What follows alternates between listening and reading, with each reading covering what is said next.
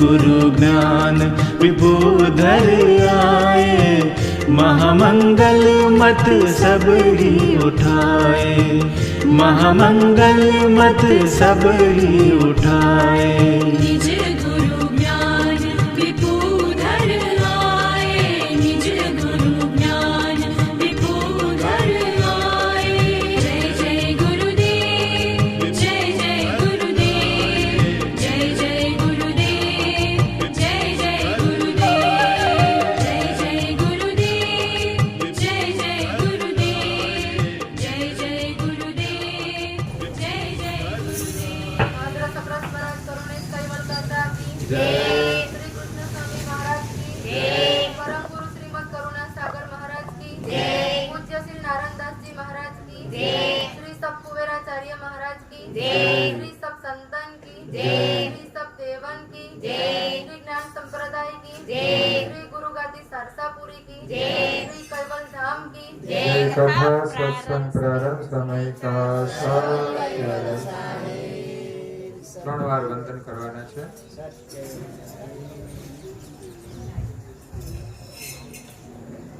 કેવલ હંસો સાર કેવલ સારે બાજુ બાજુ સૌને कैवल સારે સારે સારે जया जो निज गुरु से करना और उपाधि सब पर हरना और उपाधि सब पर जगन के जगता खोज होता शुद्ध स्नेह ग्रह होई अब शुद्ध स्नेह ग्रह होई अब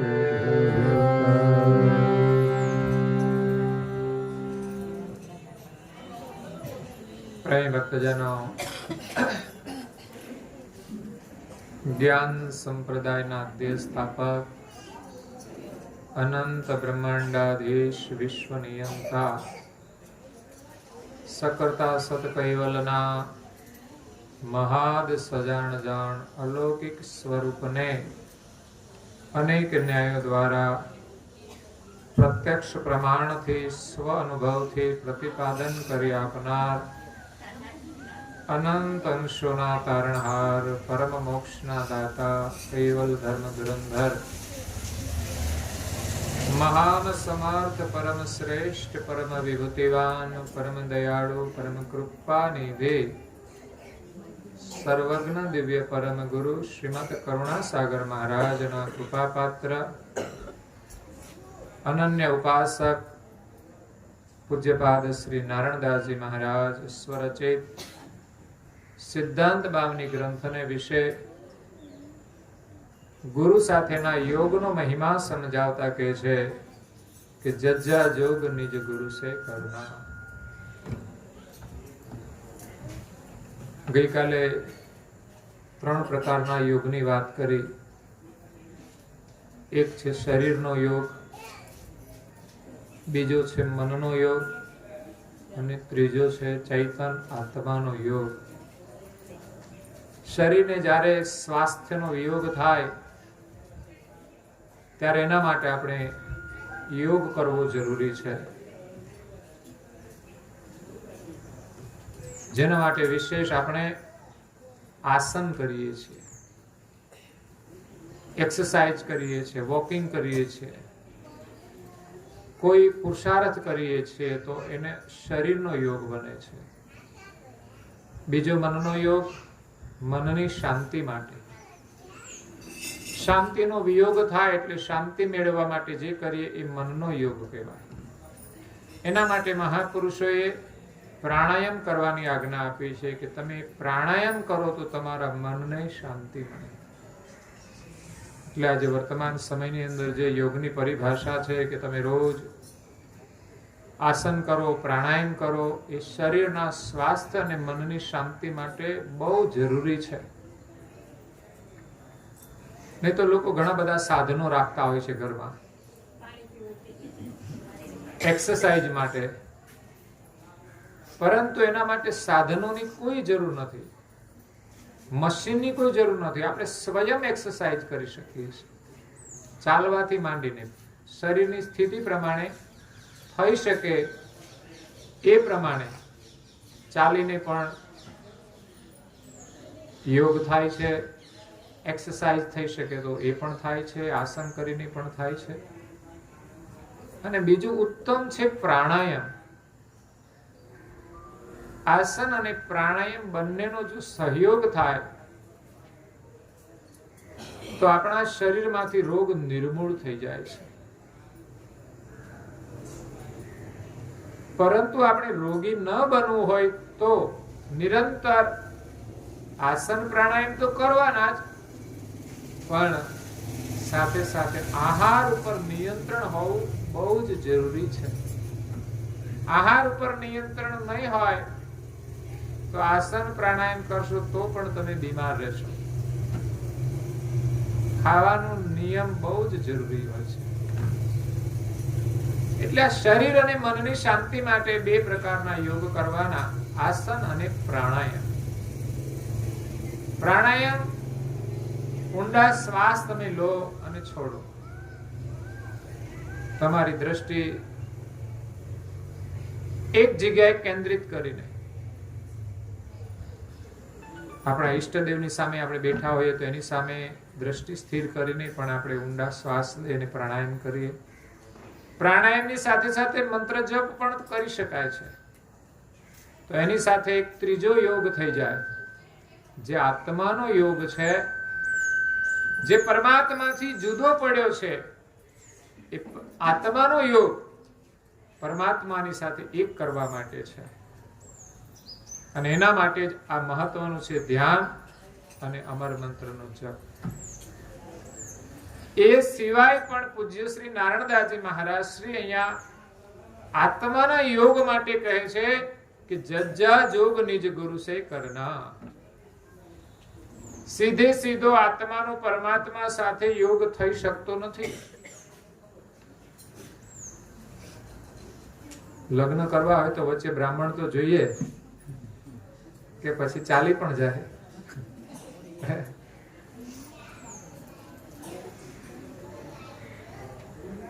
અત્યારે બ્રાહ્મણોનો ઉપયોગ ના કરે તો કોર્ટનો તો ઉપયોગ કરે છે લોકો, પણ એક મધ્યસ્થી જોઈએ, સાક્ષી જોઈએ. સાક્ષી હોય એનાથી બહુ ફેર પડે, સંબંધ આપણો ટકી રહે. બ્રાહ્મણની સાક્ષી હોય કે પછી કોર્ટની સાક્ષી હોય, ગમે ત્યારે જુદું ન પડી જવાય, કારણ કે એના કાયદા કાનૂન હોય છે. એટલે મધ્યસ્થી જરૂરી છે. આપણી સંસ્કૃતિ અનુસાર જે સંબંધો જોડાય છે અને લગ્નો થાય છે એમાં સમાજ સાક્ષી હોય છે. એટલે માણસ ગમે ત્યારે છૂટા ના પડી જાય. સમાજમાં એનું એક સન્માન હોય છે, એક મર્યાદા હોય છે, એને લઈને આ સંબંધો ટકી રહે છે. એટલે પરમાત્માની સાથે જોડાણ કરવા માટે મહત્વનું માધ્યમ છે ગુરુ મહારાજ. અને નિજ ગુરુ, ગુરુ તો આપણે ગમે તેને કરી લઈએ, પણ એ જ્ઞાનની અંદર નિજ સ્વરૂપનો અનુભવ જોઈએ. એ જ્ઞાનની અંદર નિજ કર્તાનો અનુભવ જોઈએ કે આ જગતના કર્તા કોણ છે, એની આપણે ઓળખાણ કરાવે અને એની સાથે એકતા કરાવવાની યુક્તિ બતાવે, એકતા કરાવવાનો બોધ આપે. એવા ગુરુની સાથે આપણે યોગ કરીએ, એમની સાથે એકતા કરીએ તો આપણો સંબંધ માલિક સાથે જોડાય છે. જે ગુરુનો સંબંધ માલિક સાથે જોડાયેલો છે એવા ગુરુની સાથે એકતા કરવાથી આપણો માલિક સાથે સંબંધ જોડાય છે, ભગવાન સાથે સંબંધ જોડાય છે, એની સાથે આપણી એકતા થઈ જાય છે. ભજન તો પરમેશ્વરનું કરવાનું છે, સર્જનહારનું કરવાનું છે, પણ ગુરુના માધ્યમ વિના આપણે પરમેશ્વરનું ભજન કરી શકતા નથી. કારણ કે ભગવાનનું ભજન કરવું એ કઈ રમતનો ખેલ નથી કે ચાલો બે નામ લીધા ને ભગવાન સાથે એકતા થઈ ગઈ. ભગવાન સાથે પ્રીતિ જોડવા માટે, એની સાથે સંબંધ જોડવા માટે કેવા પ્રકારનો પ્રેમ જોઈએ એ ગુરુના માધ્યમથી આપણને પ્રાપ્ત થાય છે. સર્જનહાર કોણ છે એની ઓળખ પણ ગુરુ માધ્યમથી પ્રાપ્ત થાય છે. નહીં તો આ દુનિયામાં અનેક સર્જનહારનું સ્થાપન કર્યું છે, જુદા જુદા ભગવાનને માને છે, પણ યથાર્થ જ્ઞાન સિવાય આ જગતના સર્જનહાર કોણ છે એની સમજણ પ્રાપ્ત થતી નથી. એટલે સમર્થ પરમ ગુરુ જે કરુણાના સાગર છે, એને જે જે સંબોધન લાગે છે એ એની ઓળખ છે. માણસે નામ એવું જ રાખવું જોઈએ જે આપણી ઓળખ આપે. ઘણા લોકો બાળપણમાંથી જે નામ આપ્યું હોય તે, પણ મોટા થાય, ભણે ને પછી ડોક્ટર બને એટલે એની ઓળખ શું થઈ જાય? ડોક્ટર. એની સાચી ઓળખ કહેવાય. નામ ગમે તે હોય, ડોક્ટર, એન્જિનિયર, વકીલ, વકીલ સાહેબ આવ્યા, વકીલ સાહેબ, નામ ગમે તે હોય, પણ એની સાચી ઓળખ છે. એમાં આપણું જે નામ પાડવામાં આવે તો ખબર નથી હોતી આ મોટા થઈને શું કરશે. એટલે આપણે તો સંસ્કાર અનુસાર નામ આપીએ છીએ કે સારું નામ હોય તે ગમે એવું નામ આપીએ છીએ. અત્યારે નામ પણ બહુ ટૂંકા થઈ ગયા. ફેશન પ્રમાણે વસ્ત્રો ટૂંકા થયા, નામે ટૂંકા છે. બોલો કે બે જ અક્ષરનું જોઈએ, પછી એક અક્ષર ઉપર ના આવી જાય તો ખબર નહીં. એક અક્ષરમાં તો કઈ નામ બને નહીં, એટલે બે અક્ષર તો કમસે કમ આવશે, 2 કે 3. લોકો બોલાવવામાં 4 અક્ષરનો ઉપયોગ કરે. પાછા નામ 2 અક્ષરનું રાખે ને બોલાવે 4 અક્ષરથી. બોલો, વધારાના શબ્દો જોડી દેતા હોય છે. એના કરતા પહેલેથી 3-4 અક્ષરનું નામ રાખો તો શું વાંધો? સારું નામ હોય તો અક્ષરનો કોઈ વાંધો ના હોવો જોઈએ. લોકો કે બહુ લાંબુ નામ ના જોઈએ. કેમ? તો કે એનર્જી ખર્ચાય. લાંબુ રાખે તો ટૂંકા નામથી સંબોધન કરે. હા, લાંબુ નામ રાખ્યું હોય ને તો એને ટૂંકાવીને બોલે, અને ટૂંકું રાખે તો લાંબુ કરીને બોલે. જેમ છે એમ તમે બોલો વિવેકથી. ખરેખર જે નામ હોય એને એ નામથી વિવેકથી આપણે બોલવું જોઈએ. નાનું બાળક હોય તો પણ ભલે, અને મોટા હોય તો પણ ભલે. તો નામનું મહત્વ છે. કરુણાસાગર મહારાજનું જે નામ છે કરુણાસાગર, એ કરુણાના સાગર છે, જેની અંદર કરુણા કોઈ દિવસ ખૂટે જ નહીં. પ્રેમના સાગર છે, જ્ઞાનના સાગર છે, વૈરાગના સાગર છે. તો એ સાગર છે, અને એવી મહદ કરુણા લઈને આવ્યા છે કે જેમની કરુણાથી આ જીવ સંસારના બંધનમાંથી કાયમને માટે છૂટી અને સર્જનહારની પ્રાપ્તિ કરી શકે. એ કરુણા સાગર છે, પરમ ગુરુ છે. આ જગતની અંદર ગુરુ તો ઘણા છે. પૂજ્ય શ્રી નારાયણદાસજી મહારાજે 4 પ્રકારના ગુરુનું વર્ણન કર્યું છે કે ગુરુ ગુરુ જ્યાં ત્યાં સૌ કોઈ કહે છે, 4 પ્રકારે ગુરુ પદ રહે છે.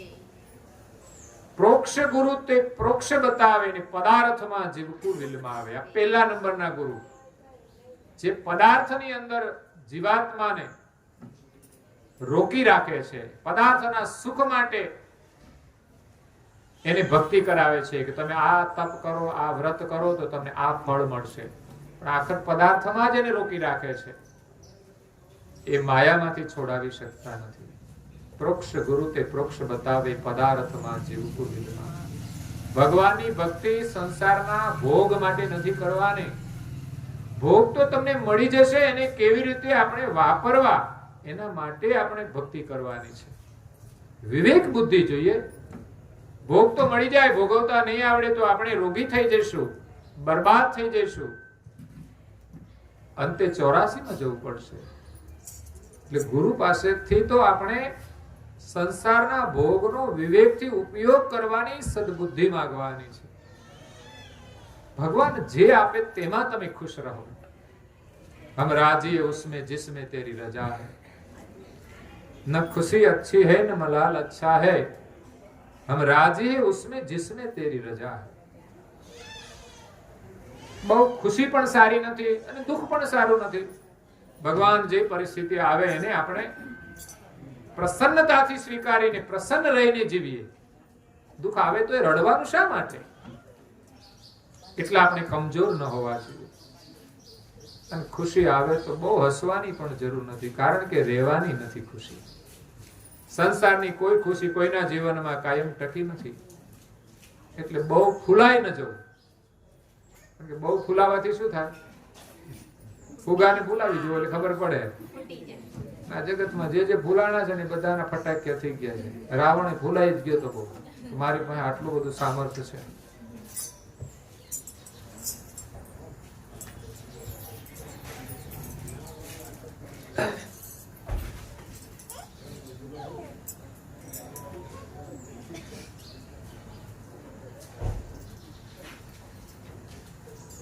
જેમ પેલો દેડકો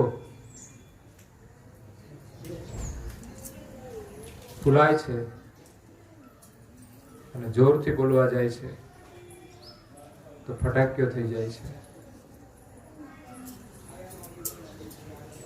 એમ સુખ અને દુઃખ જીવનમાં આવે ને જશે, પણ એની અંદર આપણે સમ થતા શીખવાનું છે.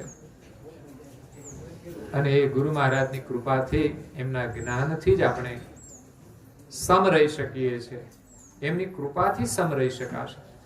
જેના જેના ઘરમાં શાંતિ છે ને, એ ગુરુની કૃપાનો પ્રસાદ છે. એટલે અહીંયા પૂજ્ય શ્રી નારાયણદાસજી મહારાજ આપણને આ ચૈતન્ય આત્મા જે માલિકથી જુદો પડી ગયો છે, કે જ્યાં સુધી માલિકને નહીં મળે ત્યાં સુધી આ જીવને સાચું સુખ મળવાનું નથી. અહીં મળ્યું છે એ સુખ છે કે નહીં એ પણ વિચારવાનો, અને રહેશે કે નહીં એ પણ વિચારવાનું. આપણે જેને સુખ માનીએ છીએ ખરેખર સુખ છે? એ રહેશે? તો બંનેની અંદર ના છે. આપણે જેને સુખ માન્યું છે વાસ્તવમાં એ સુખ છે જ નહીં, અને રહેવાનું પણ નથી.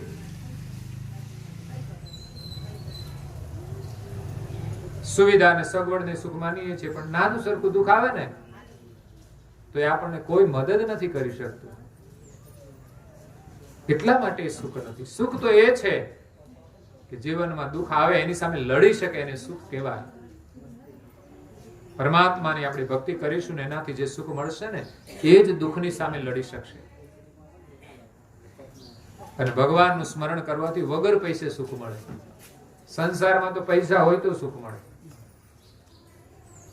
ગેરંટી નહીં હો પાછી. હા, પૈસા હોય સુખ મળે એની કોઈ ગેરંટી નહીં. એ જીવતા આવડે તો સુખ મળે, નહીં તો 4 માળનું બિલ્ડિંગ બનાવે ઉપરથી કૂદકો મારે, બોલો સુખ ન હોય ત્યારે. એટલે સુખ તો ગુરુ મહારાજના શરણમાં છે.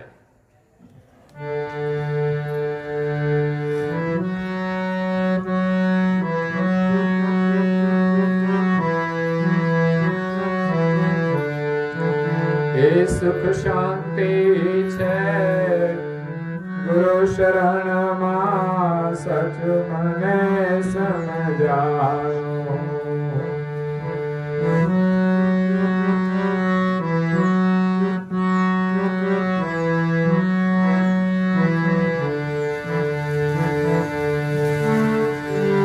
ગુરુમુખી થઈને જન લેવાનો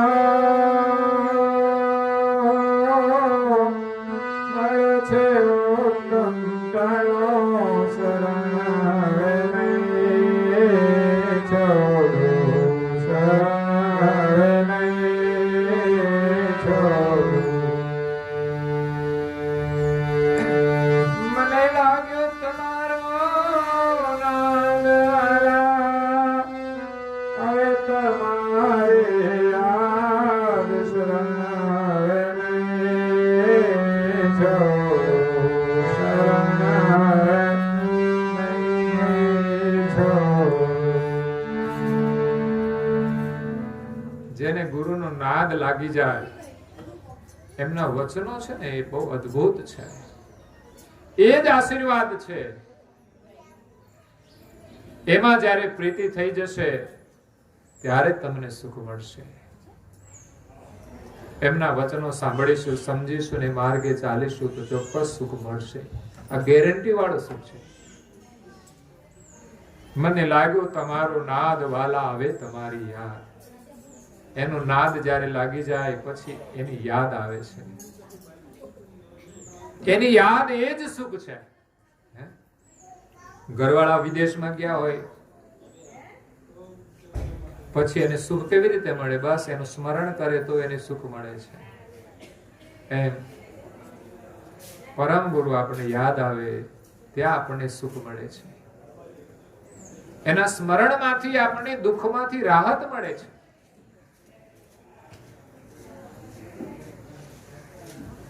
એટલી અદ્ભુત શક્તિ એના સ્મરણમાં છે, એના દર્શનમાં છે, એમની સેવા ને પૂજામાં છે. કોઈ પણ માધ્યમથી આપણે પરમ ગુરુને યાદ કરવાના છે. એના શરણમાં રહેવાનું છે, એના સાનિધ્યમાં રહેવાનું છે. ઘરની જે પરિસ્થિતિ હોય બસ એના શરણમાં અને એના સ્મરણમાં પ્રીતિ થઈ જાય તો આપણું મન પ્રસન્ન થઈ જશે, શરીર નિરોગી થઈ જશે અને આત્માનો પરમાત્મા સર્જનહાર સાથે યોગ થઈ જશે. ત્રણેય યોગ ગુરુ દ્વારા થાય છે. પણ આપણે એના શરણમાં બેસીને સ્મરણ કરવું પડશે, પ્રાર્થના કરવી પડશે, દર્શન કરવા પડશે. સુખ શાંતિ છે ગુરુ શરણમાં, સાચું મને સમજાણું. ગુરુમુખી થઈને જ્ઞાન લેવાનું આ મળ્યું છે ઉત્તમ ટાણું. કેવો સુંદર ઉત્તમ સમય મળ્યો છે. ગુરુનું જ્ઞાન લેવાનો આ સુંદર અવસર મળ્યો છે. જોજો ચૂકી ન જતા. અને એમાંય સુંદર આપણા માટે આ નિમિત્તો આવે છે. એમ જ તો આપણને સમય નથી મળતો. આવો ચોમાસાનો સમય હોય ને આપણે કઈ કથા સાંભળવા જઈએ હે, અને અહીંયા તો ફરજિયાત આવ્યા છે બધા. વ્યવહાર કેટલો મહત્વનો અને વ્યવહાર કેટલો સાચો. આ જ રીતે જો ભક્તિ કરવામાં આવે ને તો આપણું કલ્યાણ થઈ જાય ચોક્કસ. આવો જ પરમાત્મા પ્રત્યેનો વ્યવહાર જો સત્ય માનીએ કે ના કોઈ એમ જ કથા રાખી છે તો આપણે જવાનું છે, સાચો વ્યવહાર માનીએ તો ચોક્કસ આપણું કલ્યાણ થશે. આપણી પ્રીતિ સામાજિક વ્યવહાર તો નિમિત્ત છે પણ સત્સંગમાં હોવી જોઈએ. જીવનમાં સત્સંગનો લાભ મળતો હોય અને આપણે સમય કાઢીને, સમય છે તો નહીં કોઈની પાસે,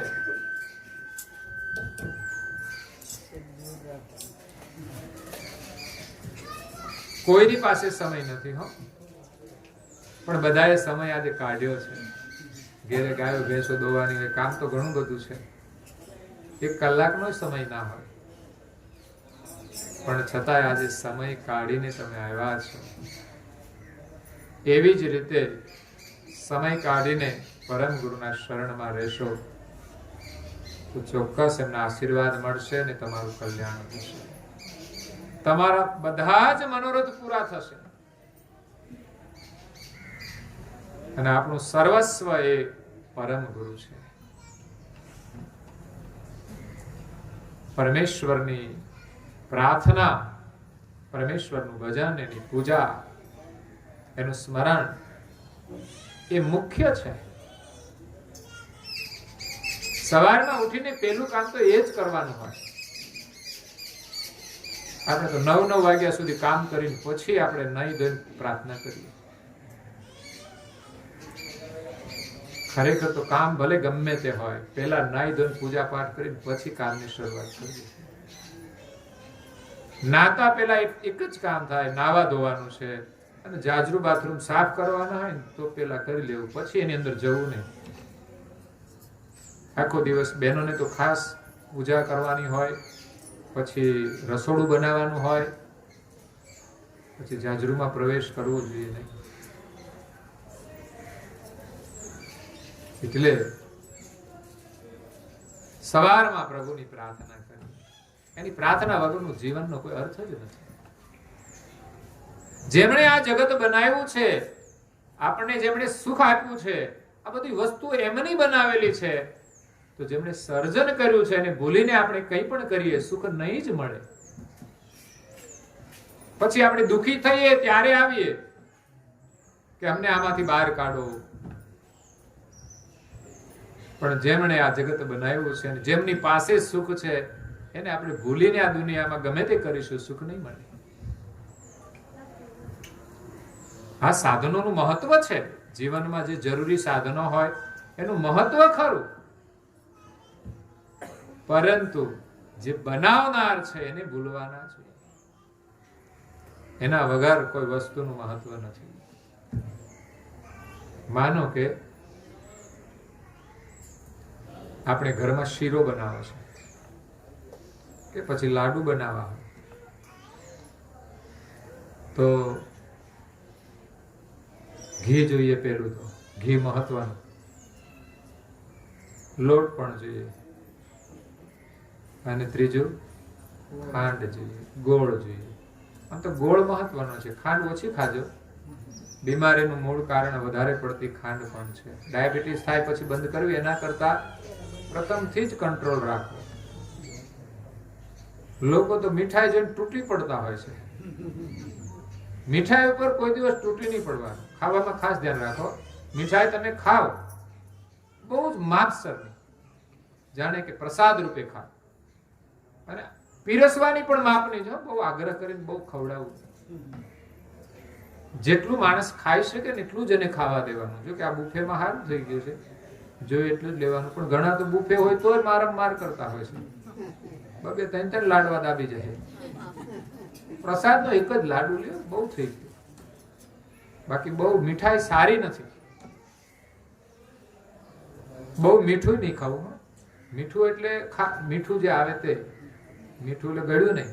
ગળ્યું નહીં ખાવાનું. અને જે મધુર જે મીઠું છે ને, નમક, એ પ્રમાણ સરખાવશે.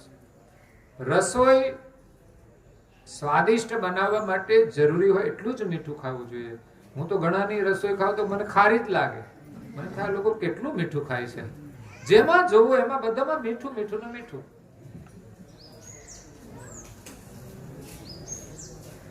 ભોજનની અંદર જે વસ્તુ હોય બનાવી હોય એનો સ્વાદ આવવો જોઈએ. આપણને તો મીઠાનો સ્વાદ આવે, મરચાનો સ્વાદ આવે, બીજાનો સ્વાદ આવે, પણ ઓરિજિનલ વસ્તુની ખબર જ ન પડે કે આ મગની દાળ છે કે તુવેરની દાળ છે.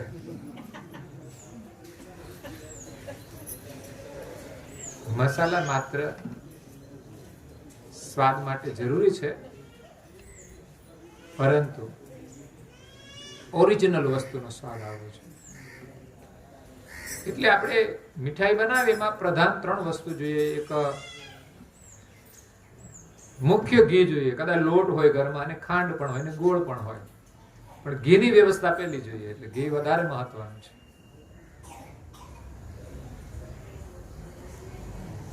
પણ આ 3 વસ્તુ તમારા ઘરમાં હોય કે સ્વાદ આવશે? સીધો સ્વાદ નહીં આવે. ગોળનો, ઓલા લાડુનો કે પ્રસાદનો. બનાવનાર તો જોઈશે ને. 3 વસ્તુ મહત્વની છે, છતાં બનાવનાર ન હોય તો તમે લાડુનો સ્વાદ લઈ શકતા નથી. ભાઈઓ, ઘરની અંદર કદાચ ઈચ્છા થાય કે મારે પ્રસાદ ખાવો છે, બેનો ઘરમાં ના હોય અને સામગ્રી બધી જ હોય, પણ શું કરે? સ્વાદ નહીં આવી શકે. એમાં જીવનની અંદર સર્જનહારના સ્મરણ વગર દુનિયાની કોઈ પણ વસ્તુનો ઉપભોગ કરીશું, જીવનમાં સાચો સ્વાદ નહીં આવે. સર્જનહારનું મહત્વ કેટલું છે, ઘરમાં જે રસોઈ બનાવનારનું મહત્વ છે, એના વગર બધી વસ્તુઓ હોય, વસ્તુ મહત્વની છે, પણ ક્યારે કે જ્યારે બનાવનાર હોય ત્યારે. અને મહત્વ બનાવનારનું જ હોય છે. એટલે સર્જનહારને યાદ કરીને આ સંસારના સુખ આપણે ભોગવવાના છે. કારણ કે એમણે તો બનાવ્યા છે આપણા માટે. એને ભૂલી જઈશું તો સુખ મળશે કેવી રીતે? કારણ કે એને ભૂલી જઈએ પછી આ બધા સુખ મળે ને તો એને વાપરવાનો વિવેક નથી રહેતો, એટલે આપણે દુઃખી થઈએ છીએ. એટલે ગુરુની સાથે યોગ કરવાનો છે. જજ્જા જોગ નિજ ગુરુ સે કરવા. પેલા ગુરુ પ્રોક્ષ ગુરુ, બીજા છે ગુરુ તાય ગુરુ, જેને કહે છે કે જે આ શરીરના તત્વોની આપણે ઓળખ આપે કે આ શરીર કયા કયા તત્વોનું બનેલું છે, કયા કયા દેવ બિરાજમાન છે. એ દેવની તમે સાધના કરો તો તમને ભૌતિક સુખ મળે. જે માણસ મજૂરી કરીને ન મેળવી શકે એ કોઈ સરળ સાધના કરે તો એને સિદ્ધિ મળે, ને સિદ્ધિથી બધું જ સુખ મળે. પણ એ ભૌતિક જ હોય છે આખર, એ અખંડ સુખ નથી, પણ થોડું સરળ છે. પરંતુ ઘણા લોકો મજૂરી કરે છે પણ ભગવાનનું ભજન કરતા નથી, કોઈ દેવની આરાધના નથી કરતા. કરે તો ખાલી કરવા ખાતા. જે રીતે આપણે કરવી જોઈએ એવી રીતે દેવ દેવીની આરાધના કરવા વાળા બહુ ઓછા લોકો છે. આ તો મતલબથી સાધના કરે, સ્વાર્થથી સાધના કરે. એમાં થોડા આપણે નિયમ પાડીએ છીએ. આપણે કઈ ને કઈ મુશ્કેલી હોય કે બાધા રાખી હોય એટલે આપણે જઈએ. દેવની સાધના ઉપાસના પણ પ્રેમથી કરવી જોઈએ.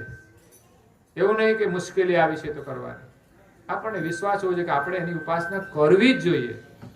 મુશ્કેલી આવે તોય ભલે, ન આવે તો પણ. અને જે રીતે કરવી જોઈએ એ જ રીતે કરવી જોઈએ. આગળ જે સંતો ભક્તો થઈ ગયા એમણે જે રીતે ભજન કર્યું છે એ જ રીતે આપણે કરવું જોઈએ. ત્રીજા પ્રકારના ગુરુ છે સદગુરુ છે, જે આપણને આ શરીરમાં આપણી ઓળખ કરાવે છે કે આ શરીરમાં તમે કોણ છો એની ઓળખ કરો. એની ઓળખ કર્યા વિના આપણને બધું જ મળી જશે, પણ છેવટે તો આ બધું છોડીને ચાલ્યા જઈશું. પણ ક્યાં જઈશું? કારણ કે આપણને પોતાની જ ખબર નથી તો આપણે ક્યાં જવાનું એની કેમ ખબર પડે? એટલે તો મીરાબાઈએ પણ કહ્યું કે આત્માને ઓળખ્યા વિના રે અલખ 84 નહીં મટે. જ્યાં સુધી જીવાત્મા આ શરીરમાં રહેલ ચૈતન્યને ન ઓળખે ત્યાં સુધી એનું કલ્યાણ થતું નથી. અને આત્માની ઓળખ ન થાય તો આ જીવાત્માને 84 માં જવું પડે છે. 84 ના બંધનમાંથી દુઃખમાંથી છૂટવા માટે ગુરુના શરણમાં જવાનું છે. અને ગુરુના શરણમાં જવાથી આપણને પુનઃ એક તો લાભ મળે છે, માનવનો દેહ મળે છે. જેના શિર પર ગુરુનો બાનું નહીં એનો મનુષ્ય તણો અવતાર નહીં. જેના મુખમાં કૈવલ નામ નહીં એને પરમ ગુરુની નહીં. જેના મુખમાં કૈવલ નામ નહીં હોય એના ઉપર પરમ ગુરુની રીજ થવાની નથી. પરમ ગુરુએ કૈવલ્ય મંત્ર આપ્યો છે. એનો જપ કરવાથી પરમ ગુરુની રીજ થાય છે. પરમ ગુરુ પ્રસન્ન થાય છે અને પ્રસન્ન થઈને આપણને પરમ સુખ આપે છે. એવું નથી કે માત્ર ખાલી ખાલી વાહ વાહ કરવાની છે. તમે કોઈની વાહ વાહ કરો એટલે પ્રસન્ન થાય હોય, પ્રસન્ન થાય.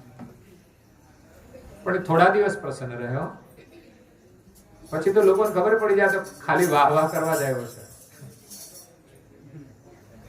સાચો પ્રેમ હોવો જોઈએ.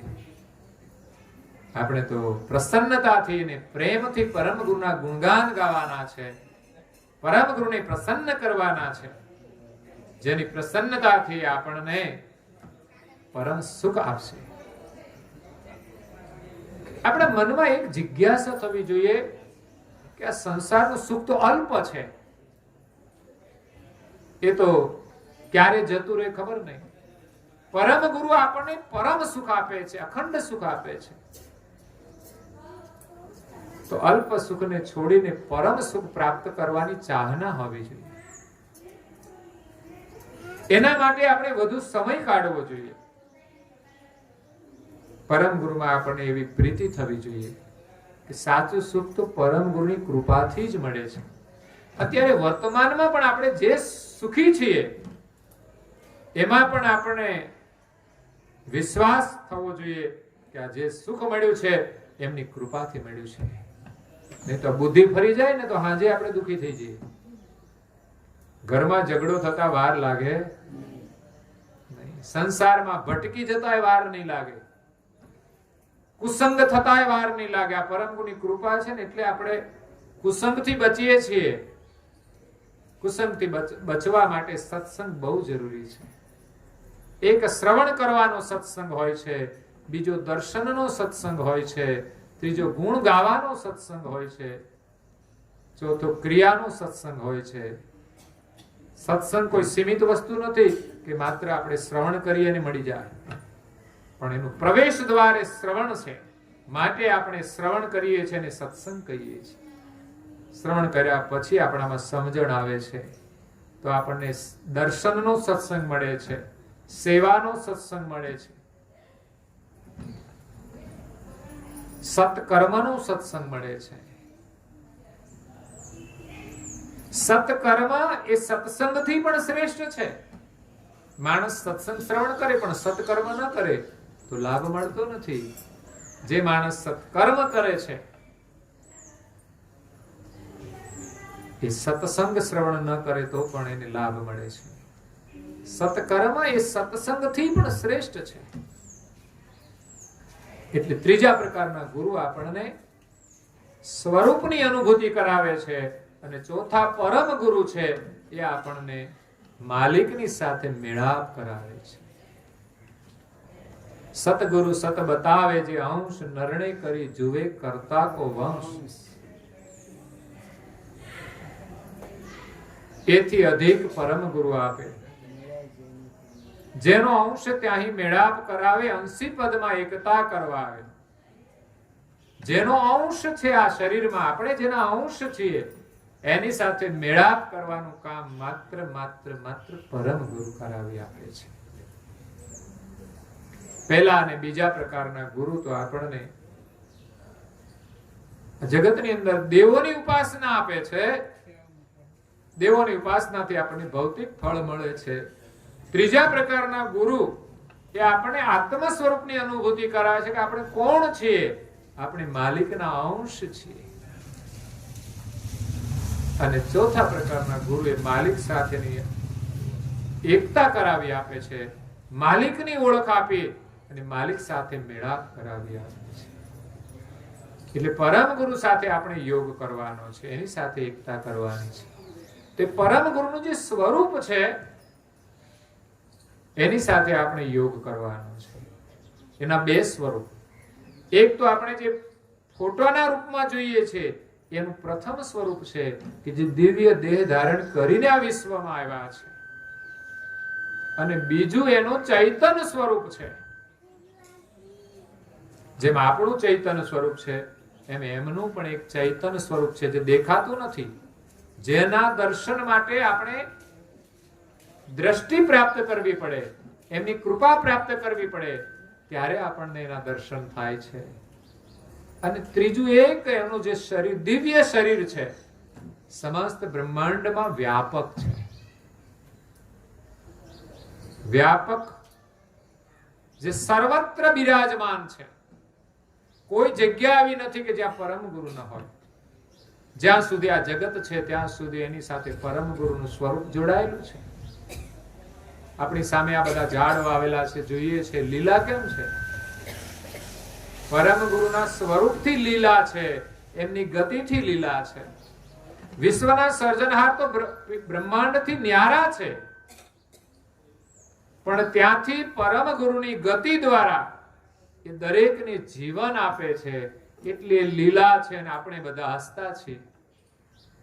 એની ગતિનું જો કનેક્શન તૂટી જાય અને જીવન આવતું બંધ થઈ જાય તો પછી આપણે હસતા રહીશું? હસતાય નહીં રહીએ અને રડતાય નહીં રહીએ. કેવા થઈ જઈશું?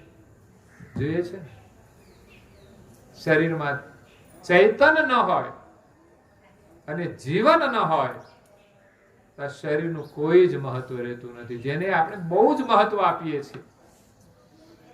આ જીવન આપણું શરીરની મહત્તામાં જ જતું રહે છે. કે બસ શરીર માટે જ જીવો. ખરેખર બહુ જ અન્યાય થાય છે. શરીર જેના વડે છે એનો આપણે વિચાર નથી કરતા કે આ શરીરને ચલાવનાર કોણ છે. એને ભૂલીને આપણે માત્ર શરીર માટે જીવીએ છીએ. બોલો, શરીર માટે ખાવાનું તો બહેનો તો ખાવામાં જ રોકાઈ જાય છે, એને બનાવવામાં અને બસ વ્યવસ્થામાં, બીજું કઈ જ કરતા નથી ને ઘરમાં. સવારે નાસ્તો બનાવે, બધું કામ પતી જાય, વળી નવરા થાય, બપોરે જમવાનું શરૂ કરે, એ બપોરે બધા જમી લે, પૂરું થઈ જાય, વળી થોડુંક બીજું કામ કરે, ત્યાં હાંજની જમવાની શરૂઆત થઈ જાય. વિચારવાની શરૂઆત તો વહેલી થઈ જાય, શું કરીશું, એ ખાવાનું અને સમેટવાનું, એ જ પ્રક્રિયામાં જીવન પૂરું થઈ જાય છે. ખાવાનું જરૂરી છે શરીર માટે, પણ આપણે તો સ્વાદ માટે જીવીએ છીએ. સ્વાદ માટે વધારે ખોટી કેમ થવું પડે છે? સ્વાદ માટે. જે બનાવો તે સ્વાદિષ્ટ બનાવો, પણ આપણે તો ભિન્ન ભિન્ન પ્રકારના સ્વાદ માટે, જેનાથી આપણે બીમાર પડીએ એવું ભોજન કરીએ છીએ. માત્ર ભોજન માટે જ જીવન નથી મળ્યું. તમે ગમે એટલું સ્વાદિષ્ટ બનાવો છતાં ભાઈઓ બહારનો કચરો તો ખાવાના જ છે. બોલો,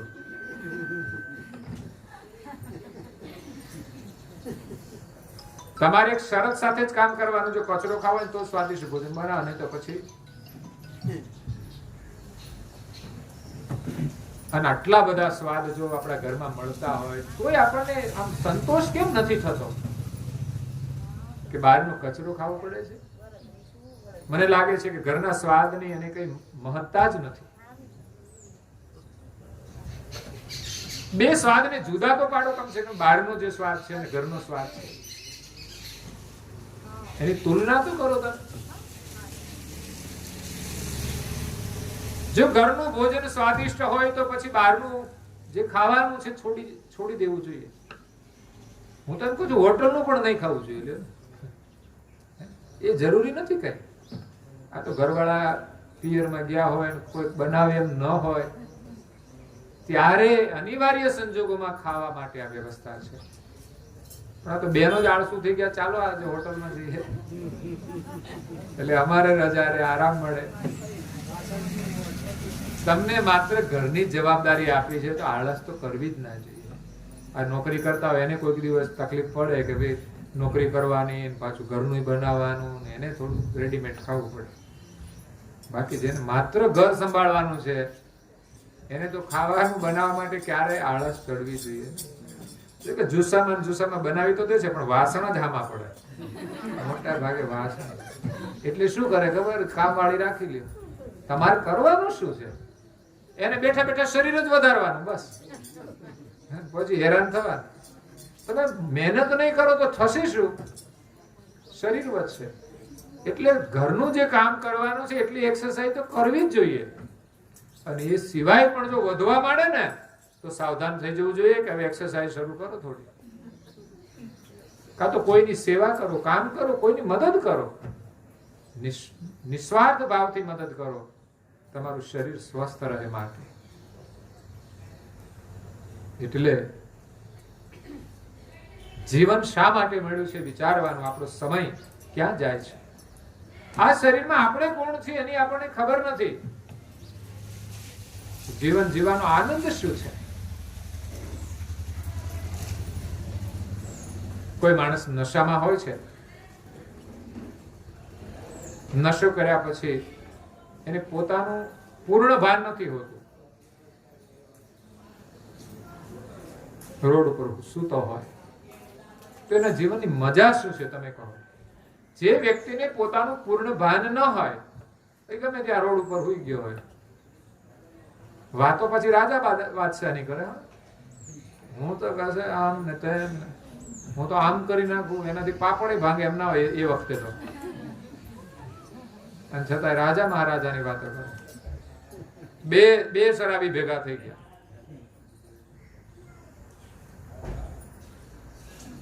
એક શરાબી કે મારે તો આજે વડોદરા ખરીદવું છે. લે, આ કપડા બદલી નાખ તો બહુ સારું છે. હા, જૂના થઈ ગયા, કેટલા અઠવાડિયાથી પહેર્યા છે, એ બદલી નાખ તો ઘણું. કારણ કે મારે વડોદરા ખરીદવું છે.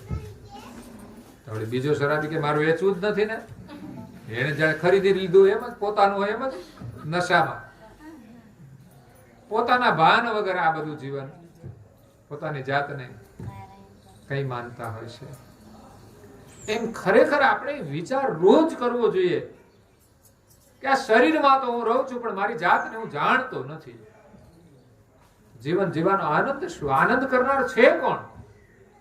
તમે આ બધા જ સાધનો લાવો છો, પણ આનંદ કરનાર કોણ છે? એનો વિચાર કરવાનો છે, એની ઓળખ કરવાની છે. બીજો વિચાર આવે કે આ શરીર છોડીને જવાનું ક્યાં? એક દિવસ આ શરીર ને આ બધી જ સંપદા છોડીને જવાનું છે. ક્યારે જવાનું એની કોઈને ખબર નથી, પણ જવાનું એ નક્કી જ છે. કાલે પણ જવાનું થાય, ઘડીક પછી પણ આપણને ખબર નથી શું થવાનું છે. મૃત્યુના પહેલાની 1 કલાક આપણને ખબર નહીં હોય કે આપણે જવાનું છે. એટલે અચાનક જવાનું થશે. થોડું સ્લો કરો, ટીટી થાય એટલે. પણ અહીંથી ગયા છે એને કોઈને ખબર છે ક્યાં જવાનું છે, અને પાછળ વાળાને ખબર છે ક્યાં ગયા છે. આ તો ઘણા લોકો કર્મકાંડ કરે છે, વ્યર્થનો બધો સામાન પાછળથી મોકલાવે છે. ક્યાં ગયા છે તો ખબર નથી, તમે આ બધો સામાન એની પાછળ મોકલાવો છો.